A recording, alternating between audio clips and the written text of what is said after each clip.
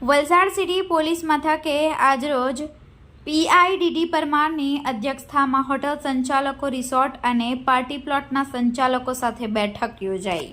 તારીખ 28 ડિસેમ્બર શનિવારના રોજ 5 કલાકની મળતી માહિતી મુજબ આવનાર 31ને લઈ આયોજિત પાર્ટીઓ અને હોટલોમાં રહેવા આવતા ગ્રાહકો સહિતની માહિતી રાખવું અને કોઈપણ અનિચ્છનીય બનાવ ન બને તે માટે સંચાલકો સાથે બેઠકનું આયોજન કરવામાં આવ્યું હતું।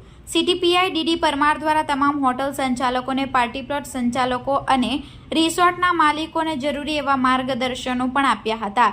સાથે જ કોઈપણ સમયે પોલીસનો સંપર્ક કરી શકો છો તેવું પણ તેમના દ્વારા જણાવવામાં આવ્યું હતું। 31માં આયોજિત પાર્ટીઓમાં તકેદારી રાખવા માટે હોટલ અને રિસોર્ટમાં આવતા લોકોની માહિતી અંગે પણ જરૂરી એવા સૂચનો સિટી પીઆઈડીડી પરમાર દ્વારા આપવામાં આવ્યા હતા।